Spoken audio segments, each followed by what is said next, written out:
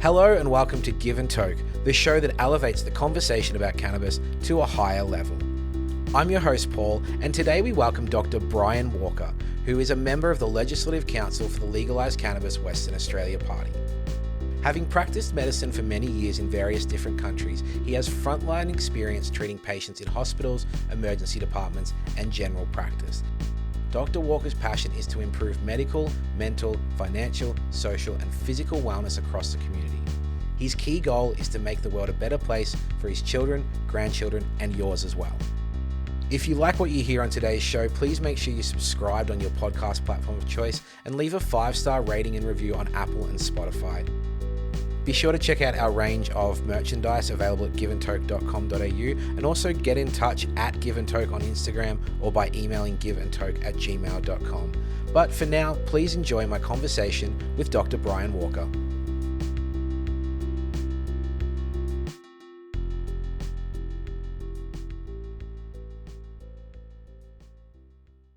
One of your motivations for entering Parliament was anger.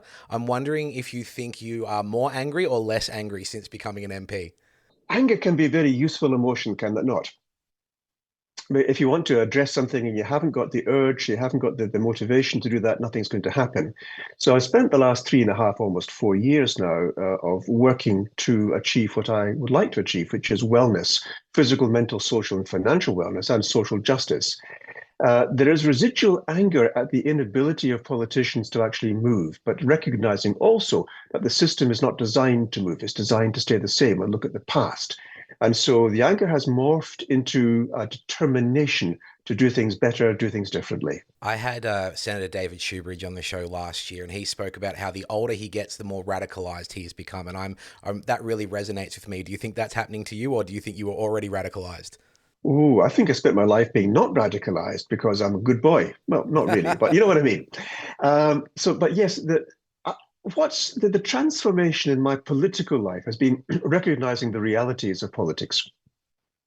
Now, you can look outside and look at the politicians and criticize all you like, and criticism is justified. But when you're inside, the question is, okay, here I am. Am I going to sit back and blame other people, or am I going to actually say, right, I'm here, I've got a voice, let's use it, let's do something, and let's have a direction to go in. If you haven't got that, then you're wasting everybody's time. And that really is where I'm at. So the radicalization is basically a realizing there's a future to head to. People aren't going there, and I'm radically determined to move people into a direction better for my patients, my people, my world, actually. Well, we're going to dive into the politics side of things shortly, but first I want to start with the medical side of things. You were born in Australia, you went to medical school in Scotland, you've been a doctor in Germany, the Soviet Union, China, and Hong Kong. Returning to Australia in 2008, you settled back into general practice with experience in many regional Australian towns. What attracted you to medicine in the first place? Well, when I was 13, I realized something told me in my mind, I am going to be a healer. Now, those are the words, actually, as a 13-year-old, I'm going to be a healer. And of course, that meant in my juvenile approach, that meant a doctor. And specifically, when I was 13, a brain surgeon, because that's the best. Life changed. I became a self-lifesaver, and I was bottom of the school, the class, because I was elsewhere. ADHD played a role, I think, and there's so many things going through my mind. It was only when I went to Scotland, much against I wouldn't say much against my will, but I didn't want to go. You know what I mean? And I was in a new schooling system in a new country and having to adapt and realizing, okay, now I've got to actually focus. And that's what took me into medicine. The healing direction focused on medicine, and that was a good thing. But after I qualified and realized that the medicine that we're taught doesn't actually deal with wellness at all. And then I branched out again into wellness. Is there anywhere in particular in some of those places you've worked that really kind of contributed to that? You know, we are very accustomed to allopathic medicine in the West, but was there anywhere in particular that really kind of gave you this, or was a catalyst? Very much so, Germany. Germany is a nation which is very scientifically minded. That's where a lot of the discoveries are made. Homeopathy started in Germany, Samuel Hahnemann. And it was in Germany, I was, as a traditionally trained medical practitioner, someone said to me, I've got food allergies. Now, in those days, I said, no, there's no such thing as food allergies. Well, he says, if that's where you're at. And so I began to take it seriously. I looked at that and said, well, hang about, whoa. So I began to go into more alternative practices in Germany, and I realized that I'd only skimmed the surface of wellness with medical education. So the German approach is very much into the science behind that. Why does this work so? And so that started me on a path. And so it is very, very scientific, but also very different to what is taught. In fact, now I'm telling patients that what I'm telling you right now would fail my medical exams. And it's quite right, it would. And my medical doctors, the young doctors or the students, I'm saying, listen, for the love of God, don't do or don't repeat what I've told you. You will fail your exams. After you've qualified, after you've got your qualifications, then you can expand your horizons. It's funny, there's so many aspects of the world. I'm a teacher, so I'm in education, and there's so many times where there's the performative part and then there's the right part. So it's like, hey, show everyone Yeah. you're doing this, but then actually behind the scenes be doing this. And I know that, I've listened to many podcasts and interviews you've been on. That's kind of one of the things that you often preach, is that there's more to medicine than we're almost allowed to say. Yes, very much so. Well, look, for example, at the science around the COVID vaccines. Well, this actually was a big blow for me because I had placed a lot of importance on the recognizing the science, but then to realize how the misinformation, disinformation has thoroughly permeated into what's called science, and we're putting the research forward, and it's not actually research. And so we, as scientifically trained, say that's just, is it really a science? And then to find out that we're not allowed to express that because then we lose our license. So that we've got to comply with what we're told. And the scientific thinking, question the science, is the foundation of science, is now being banned. Oh boy. So now we're actually at a turning point in our world, I think, where we've got to realize, are we going down the right path? Or are we being lied to? Are we being misled? Are we being guided down a path which is maybe not the best path for us? And that's certainly something I see when there's, particular doctors or particular medical organizations completely denying the potential for cannabis. So I'm curious, Mm. how did your pathway then lead you to cannabis, and when did your pathway lead you to cannabis? Well, that's quite a few years ago. I was out in the wheat belt, and as a doctor in the wheat belt, I had a hospital and 4 clinics, and I was the only doctor there. And anything that came in, I had to deal with. People saying I want to commit suicide, people saying I want to kill my wife, people who've been injured with, say, agricultural implements, which have got serious consequences, as well as the usual things, blood pressure, heart, this kind of stuff. So part of the problem, of course, was palliative care, which I had to do there, which I love doing, and also pain management. And of course, in medical school, you learn that opiates are they're good for acute pain, absolutely, but for managing chronic pain, don't use them. And what is used mostly here is opiates for chronic pain. So we're actually causing a lot of problems. So I had patients coming in who were just not managed. They were taking horrible amounts of opiates to manage their very severe pains. And at that time, I began to hear about cannabis. In fact, Joe Kostarich, the Dr. Joe, uh, I went to a session and he mentioned cannabis. I thought, oh, this is interesting. So I thought, well, I'll try that. But finding my way in was actually almost impossible because if you go into the government websites for getting accreditation for being allowed to prescribe through the SASB application, with all my education, all my knowledge and experience, I couldn't get my way through the website. It's designed not to be followed. Yeah, yeah. And so eventually I got through, but initially I ended up, cannabis has grown freely, of course, well, all parts of the world. And so we made some cannabis into the oil, the Rick Simpson type oil, and gave it to a patient who was in terrible pain. Their old man, well, not old, he's in his 60s, but acted old because of the chronic pains. He used to break horses as a young man, and they broke him eventually. And he just wanted to kill himself, just wanted to kill himself. His life was not worth living. So we gave him some of the homemade cannabis oil. And he comes in 2 days later, pain free and smiling, says, I can live again. And the joy it brings to your face when someone comes in and says, I'm feeling so much better.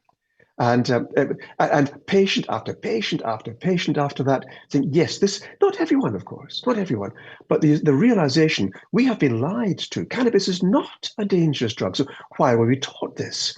Cannabis is a narcotic. Well, no, it's not. It's pharmacologically impossible for it to be a narcotic. And yet, the international laws and the national laws following and the state laws following that are based upon a lie. And we have followed that for how many decades? Oh, we're Whoa. 96 years of prohibition in Victoria alone, and and Oh. counting. So it opens your eyes to the fact that actually all is not as well as we think it should be. And if you look at what's happening in our world, our wellness, for example, the length of life is actually, for the first time, at least in my existence, is now going down a little bit, but it's going down. Uh, this is new. We're not benefiting from the science. Doctor, I know that I can be quite guilty of, proselytizing the benefits of plant medicine, but really sticking with just cannabis. What are some of the other plants we're kind of not tapping into, or some of the natural therapies, perhaps some that you've discovered overseas, some that you've used overseas? Where are our other blind spots? Oh, huge. Well, first of all, the recognition that a lot of our medicine is actually based on nature. One of my best examples is of the ACE inhibitors. Back in 1983 in Germany, a man comes into me with his fourth heart attack as a new doctor in town, and he was going to die within 4 weeks. He was in congestive cardiac failure, blood pressure 90 over 40. I remember it well, puffing, short of breath, the blue nose, the blue lips, and he was on the way out. Save me, he says. Now, that at time just introduced was Captopro, which is with the first ACE inhibitor. Now, the science behind that showed why it's going to be good for reducing blood pressure. So I had a look at the science because German drug reps, they are actually scientifically trained. So we had all the biochemistry. So I thought it out. I thought, well, if we give the lowest possible dose and add a little bit of salt in your soup, see what happens. He did die 9 years later. Wow. So the ACE inhibitors now are the premier drug for treating congestive cardiac failure. But do you know what it's based on? Like snake venom or something like that? Yes, it's the Brazilian pit viper, Wow. the venom. And some of the most potent anti-cancer, well, chemotherapy drugs, not anti-cancer, is based on the South Pacific yew tree bark. Right. Artemisinin, which is actually a plant-based anti-malarial. We have these, they're readily available, and they're based on plants. And there's a lot of research going into the nature that we've got, the toxins, for example, from some of these sea creatures. Could they be used? Spider venom, for example. There's many other things we could be doing. As for plants, I remember the first time, this is in Germany, I'd been trained in the UK, so only the pharmaceuticals. And someone says, well, why don't we try some catnip for sleep? And I said, catnip? I began to laugh. Catnip. And it works. St. John's wort, we've got, there's so many things we could add to our pharmacopoeia, which are natural. In fact, the old days in Germany, before the wall came down, when the costs weren't quite as an issue, they had a thick book, yay thick, the Red Book, not just the pharmaceutical, but also the natural medications, all of them scientifically assessed. And it was a wonderful thing that. So they were doing things like using mistletoe for treating cancer. Not successfully, I might add, but then cancer treatment itself wasn't successful. Quality of life was improved. And they've got the Kur, that's the when every 2 years a German citizen can get written off for 2 to 4 weeks in a spa for nerves, for the airways, for weight, this kind of blood pressure. And they come back after 4 weeks of being treated with nutrition, with the spa treatment, with mental health approaches, and they come back able to function better. And the German Working Society, of course, is so much better for that. Now, of course, costs limit that and it's not being done anymore, so people are suffering. But can you imagine the principle? Get people's wellness improved, they'll work better, they'll be better, they'll live better. How about the indigenous medicine over how many decades, how many thousands of years? And we haven't bothered to examine it. Some of the things we've discovered actually work really well. Indeed, anti-cancer approach. My favorite is the Kimberley plum, which has got huge amounts of benefit for people with cancer. And there's such a lot we could look at. Pain management, for example. And we've ignored this vast body of information. We should be collecting that right now and propagating. In fact, why don't we encourage indigenous healing gardens to be grown that people can actually take benefit from this? Oh, that sounds fantastic to me. That really does sound amazing. So that's really exciting that there's so many different possibilities out there in the world of plants.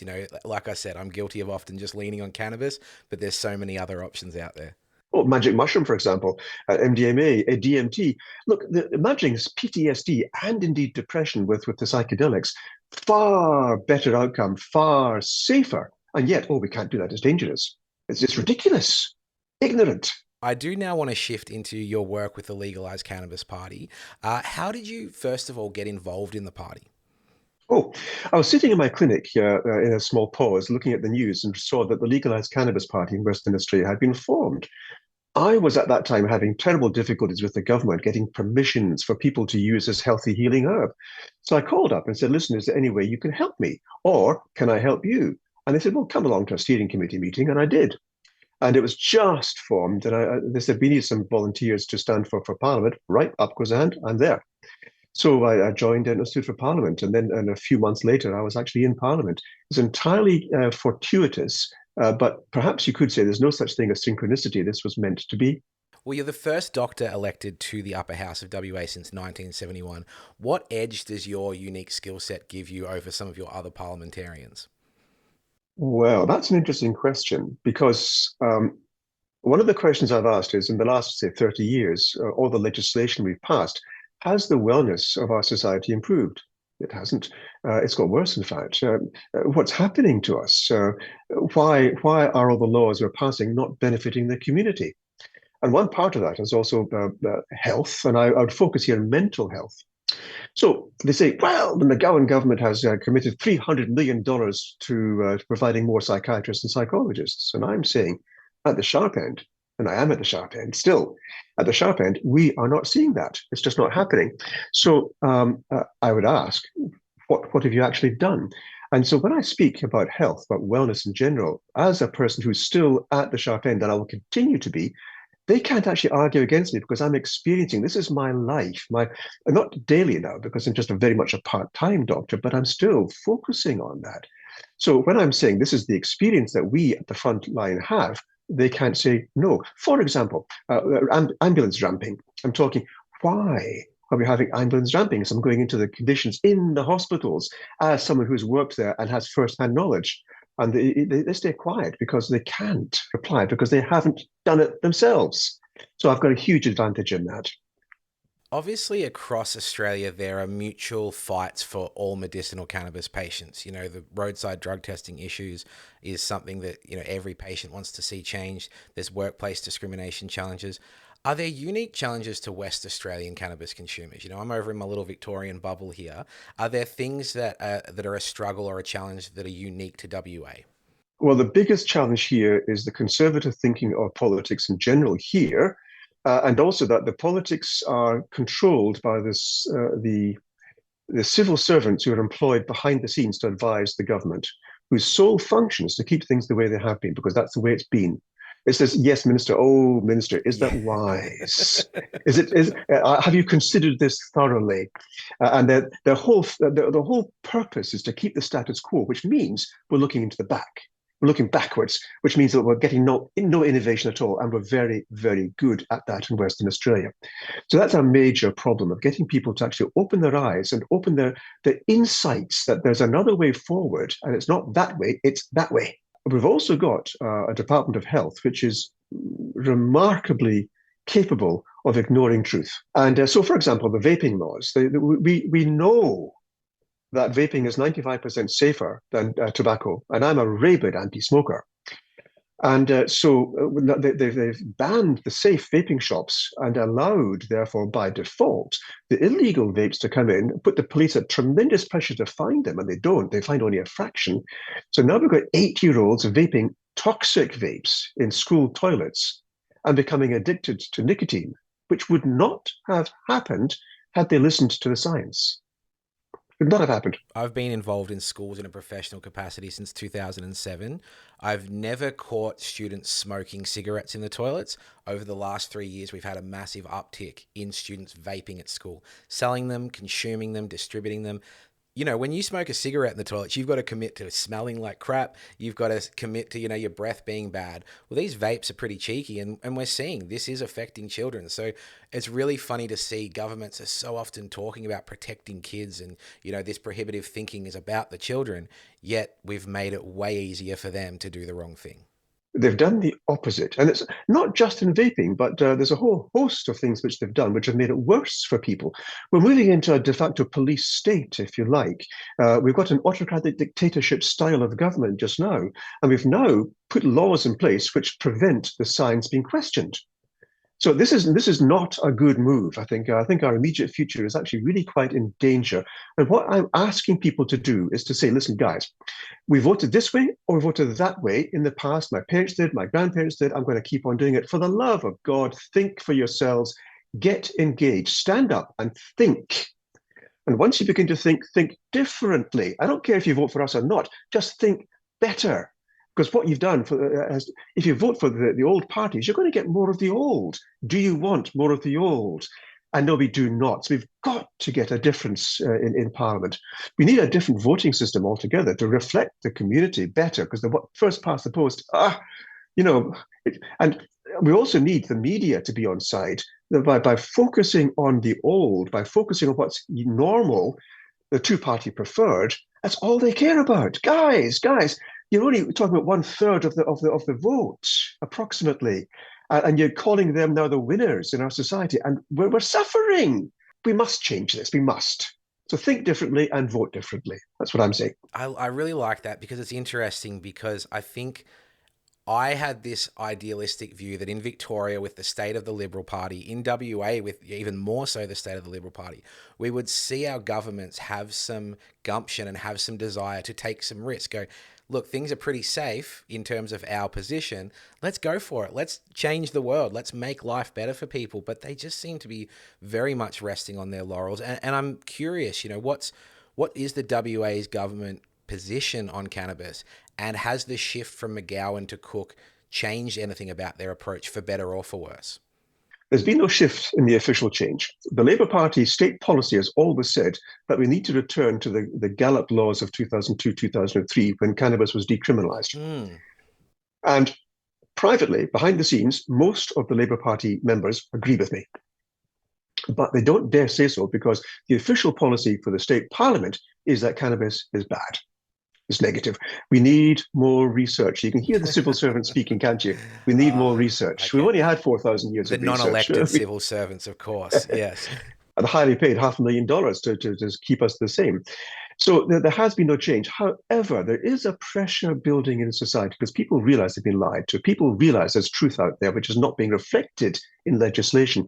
People realize that people are suffering physically and mentally because they don't have access to the medicines which are safe. And they may be alternative, but they're safe and effective. If only we would just stop to take the barriers down and allow those who choose to make a choice for their own bodies.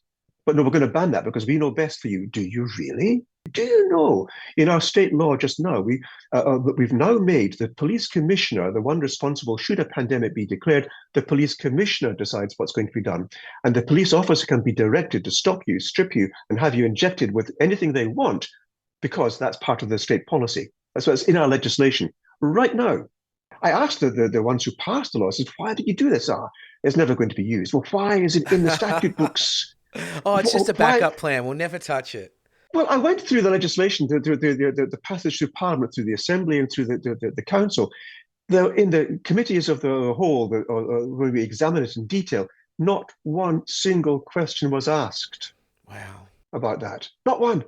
Over the last few years, we've heard a lot of conversations about tyranny and about government imposition, and this is where we really see it. It happens incrementally, but then when you look back, it's like, wow, that's happened really, really quickly.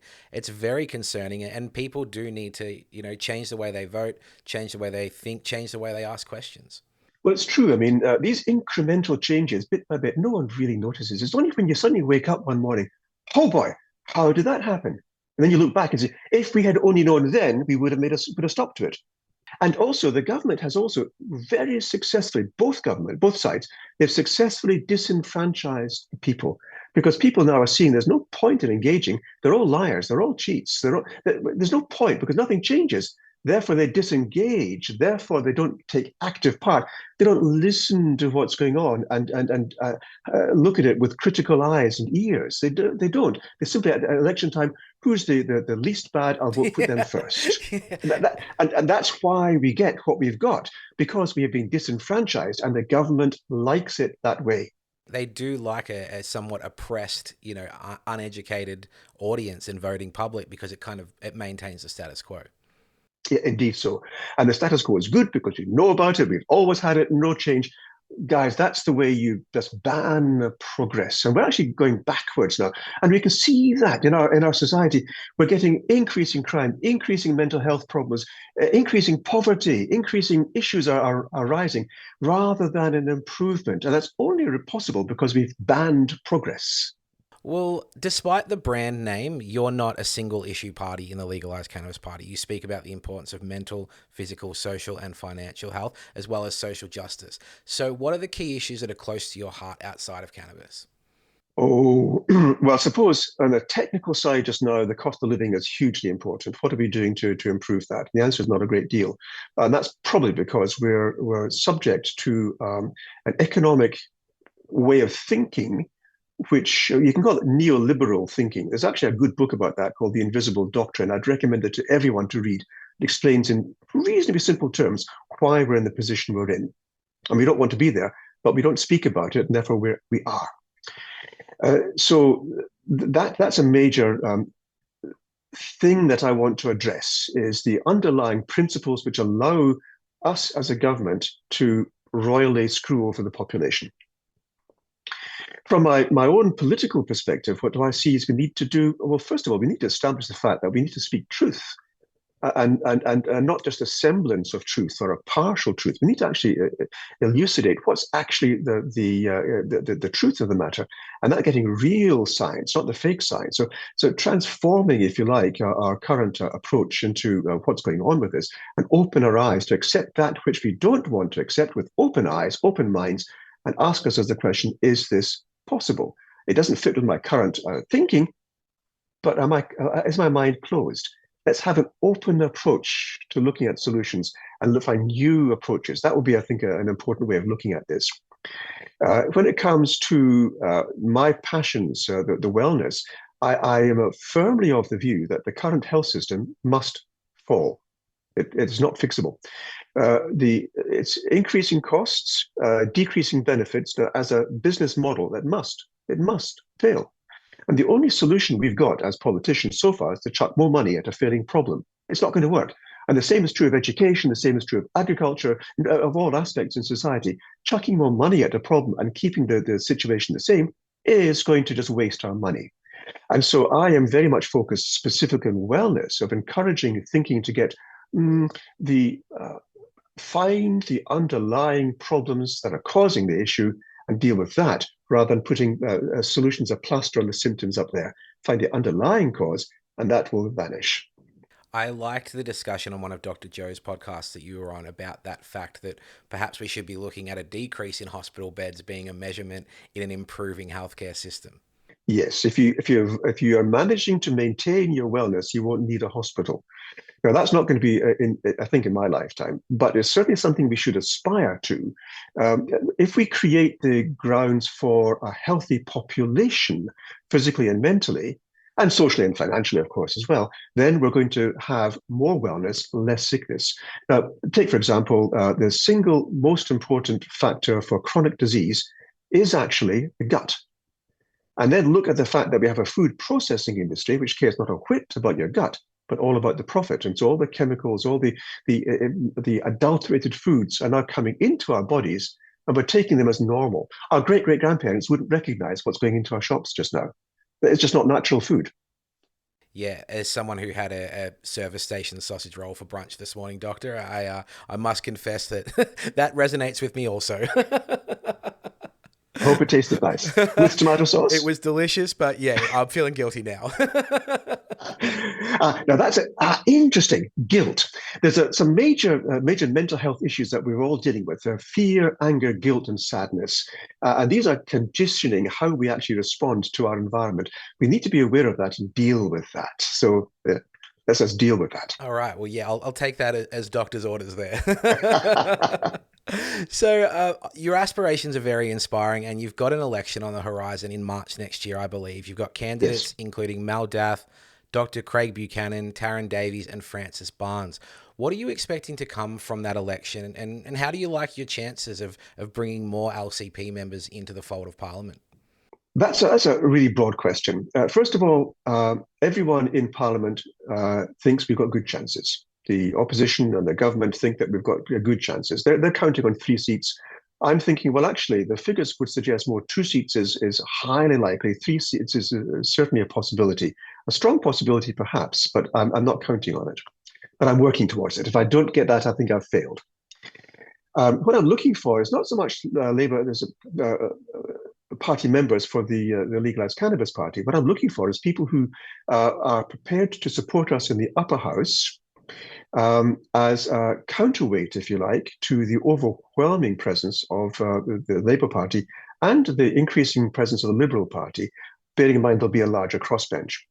What we absolutely know with absolute certainty is that no one knows how the election is going to go because they've changed the rules. So we're all waiting with bated breaths to see. But I'm counting on a Labour Party majority. I'm looking at increased numbers of Libs and maybe a few Nats as well. And the crossbench will be strengthened from its current miserable 4 or 5 to something like 10. That's exciting. We have a very dynamic crossbench here in Victoria, and a lot of our agitation in the best possible way comes from them and comes from cross-party teaming up. So that's very exciting. That's a very exciting potential for your state, and particularly for the people of your state. I think so. The time for change is now. And I think I'd call upon all people to reflect on that. Doing more of the old is not going to bring you anything better. So let's make a decision to make a change. Now the question comes, okay, of all the parties I could choose to elect, who makes the most sense? And that you see is very dependent on what's happening inside my perceptions, my representation of the world. I would put it to you that I think our party, the broad approach that we have there, fits the needs of, say, 70% of our population. So let's get 70% voting for us. It's not going to happen, I know, but that's what should happen. Fiona Patten has recently announced a run at the Senate. What are your thoughts on the impact she had during her time in politics, and also the potential impact she could have in federal Parliament? Fiona Patten is actually a wonderful woman. Now, she started, of course, in the Sex Party and changed the name into the Reason Party. And her performance in Parliament was actually stunning. She was able to work the crossbench and to work with the government to support things which actually mattered to her. But there's also a downside there, is that because the mandates came in and she was supporting the government, she got a lot of people saying this is bad, we disagree with that. Now, look, the problem is that people tend to have an opinion and stick to it rather than thinking beyond that short-term thinking. She brings a lot of credibility to the Legalise Cannabis Party federally, and I welcome that. I would ask the people who are thinking, oh, she's doing well, a good job in the latter part of the Dan Andrews Parliament, reconsider and look at what she actually achieved. For example, the safety for women going for abortion, that they weren't being abused or pilloried or harried at the clinic. Her research, for example, her select committee into cannabis. Wonderful results. Do you know what happened though? Is that the people who were in that committee began to change their mind afterwards, had been signed, and that worked against it. So that the government in Victoria said, "Oh no, we'll have more research is needed." But the select committee report was wonderful. She did that. So I think we can look at the wonderful results she achieved and welcome her into the federal parliament. I think there's an excellent chance she'll get in. Oh, fingers crossed. I'll be doing everything I can to support her campaign because she's wonderful. She's a friend of the show as well. And yeah, Victoria owes a great deal of gratitude towards her for many progressive causes. So very much so. Yeah. Doctor, I'd like to take a little break from our cannabis conversation for a moment and play a short quiz for you. Okay. Play a short quiz with you, rather. For this episode, our quiz is called MPs Behaving Badly, Part 4. Now, previous contestants have included Fiona Patten herself, Greens Senator David Shoebridge, and Greens MP Ave Pugliali. So this is a 5-question multiple-choice quiz about politicians behaving badly. Any questions? I'm going to fail, but try it. All right. Question 1.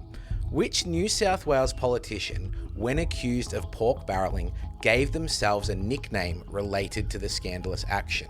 Was it John Pork Barrelaro, Hamonic Pork Rete, or Bacon B. Joyce?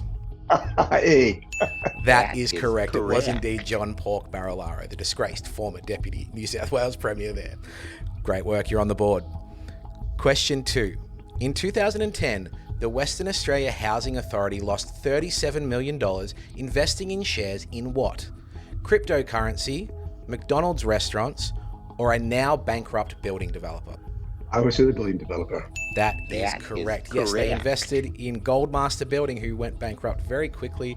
Without permission, without doing the due diligence, they lost the taxpayer $37 million. Love it. Well, you're 2 from 2. You're doing great so far. In 2016, Central Coast Liberal MP Andrew Cornwell was found by ICAC to have bribed developers with what? Football tickets, a tour of Parliament House, or $10,000 cash in a brown paper bag? I would say $10,000. You absolutely got it. You're killing it, Doctor. You're killing it. All right, 3 from 3, 2 to go. Number 4. In 2021, a WA Upper House MP was forced to resign as a strategic consultant for an ASX-listed medicinal cannabis company over a perceived conflict of interest just 4 days after his appointment. Who was it? Was it Darren West, Martin Pritchard, or Dr. Brian Walker? It was Dr. Brian Walker. Guilty. All right, we've got our lucky last question, number 5. In response to comments made by Barnaby Joyce, Anthony Albanese recently said, "What does this bloke have to do to lose his job?" What was he referring to?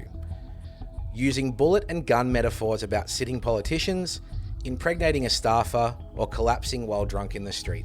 All 3 are true, but which would I would say it's probably the bullets metaphor. That is correct. Well, Dr. Walker, you said you'd do terribly on that one. You got 5 from 5. You know your MP's behaving badly. Oh, they are.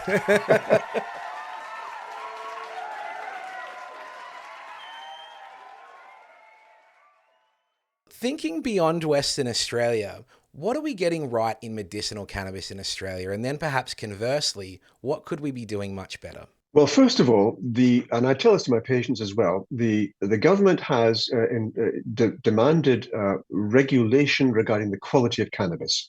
And so if you're using cannabis from the street or using the government-approved cannabis, there is a vast difference. It's clean, it's safe, and it's regulated to have certain standards, which is fantastic. Secondly, it's also they've broadened, if you like, the ability to prescribe. I mean, initially, it's very dangerous and so very limited approaches. There's such a lot of choice now, so that's loosening has been good, and bit by bit we're seeing a bit of a loosening. Maybe not in WA, they're still a bit under a rock. But there is the ability, I think, now to have a bit more freedom. And with that comes the individual practitioners getting experience and being able to produce results which are verifiable, and you could report that to the general public. What they could do better, of course, the regulations are very restrictive, and they're actually forcing companies to go bankrupt. The fear of THC is inhibiting the regulations for industrial hemp, and that has put us in the hole. I think we've lost out on so much options and so much actual good finances that could be used to build hospitals or fund childcare. All the things that we need funding for is being stymied because we're frightened of THC and therefore we're restricting it. And the point I put out is how many people have been killed by THC? Well, none, whereas 800 a year because of the opiates we prescribe. Okay, so we need to actually look at this with open eyes and say, why are we depriving ourselves of the benefits? And this is something the government is very, very keen to do, is actually keep us safe, by which they mean not doing anything different until they've had enough research, and perhaps reassured themselves that their actions aren't going to lose votes at the next election.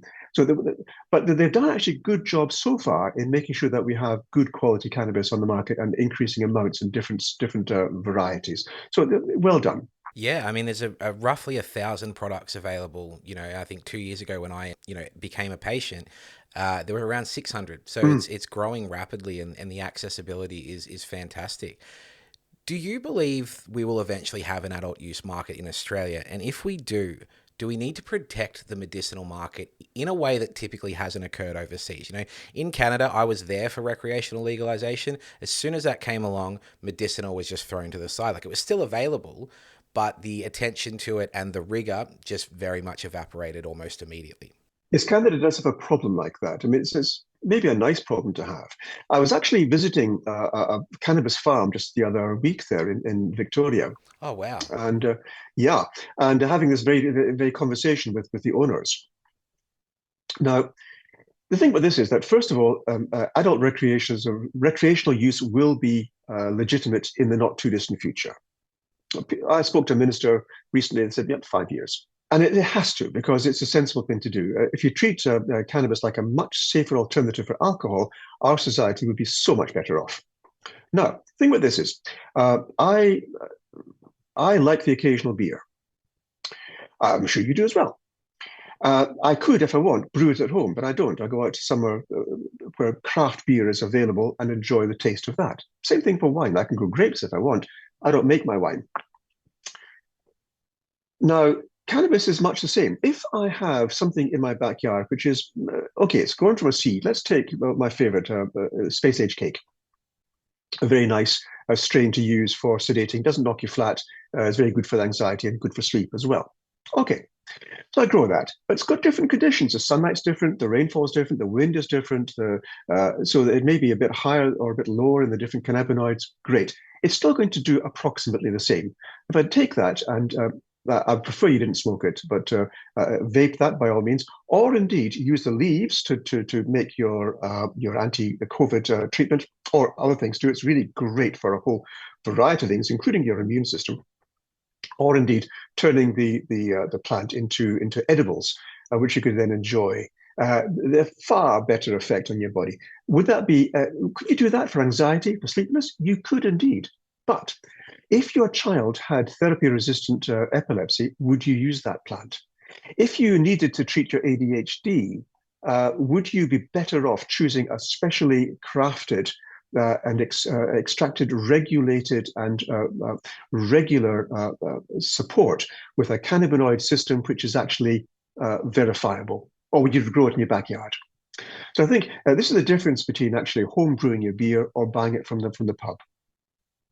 So I think there's certainly a place for the medicinal market, but it is parallel to the recreational market. And I would put it to you that while there's a great need for recreational cannabis, just like there is a great need for recreational alcohol, the medicinal aspects will not go away, and they need to be focused on, because that's where the real benefits come. And I think that focus will come from education, which is super important for doctors, for politicians, for patients.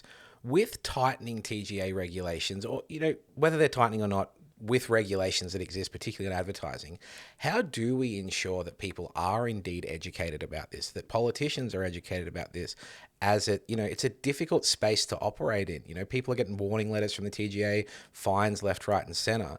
One of my favorite educational platforms, Honolulu, recently got a Yes. warning letter and have had to remove, educational content. How do we continue to persist and ensure people are knowledgeable when it is so difficult? Well, first of all, I see the TGA along with other regulatory bodies as the enemy of the people. Their intent is good, Yeah. but they are the enemy of the people, especially as TGA is 96% owned by pharma. Oh, wow. So they are definitely without they're not without their bias and their prejudice, and they have caused harm, and they should not. So I would like the people to stand up and demand that the TGA not oppress the people anymore. And the same thing is true, by the way, of government and APRA, and these bodies. They are there to serve a good purpose, but they have become instruments of causing harm. I'm an avid letter writer to my local MPs. I mean, is that something patients should be doing to the TGA, like writing to them, contacting them? Like, is there a tangible way to advocate for us ourselves? Well, the volume of letters, the volume of emails can certainly focus the mind, but to be honest, most of them get binned. No one, especially if you're doing the kind of the press and send Oh yeah, mass ones, they do not get looked at, because if you can't be asked to actually make your own mind up and give me your opinion, just copying and pasting, I'm not going to do the honor of reading your email. It's just a waste of my time. exactly. So I out it goes. understand totally. Yeah. On the other hand, I think we ought to raise our voices, physically raise our voices. We ought to be out protesting. We ought to be out demanding. I made this is John Sterick when he was still in charge of the TGA. I said, listen, for every suicide as of now that comes across the board, unless you downschedule it from S9 to S8, the psilocybin, unless you do that, every single suicide from now on, I want a white cross placed at your door. And I think that's a sensible thing to do. Make the people personally responsible for the damage they cause. I'd like very much to see the legal profession doing class action suits, joint and several class action suits. You're on that body there. You are now, your ass is mine because you have participated in causing harm. Right. You stand accountable for that. We ought to do the same thing for politicians too. There should be a noise. Like the French farmers, they will dump Yes, their animal feces at that the was door of. amazing. Great stuff. They'll block the streets of protest. We need people to stand up and actually take responsibility for their own political futures by standing up and making themselves known. We need people to stand up and make their voices heard, palpably heard, and not simply something we can chuck with the press of a button into the bin.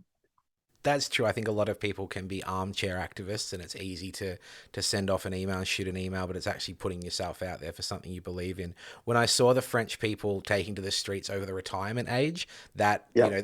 I envied that deeply, because we just don't have that sort of political passion and motivation here in this country. But I want to say yet, I think we're a young country, we're a naive Yet. country. Hopefully it's a yet issue.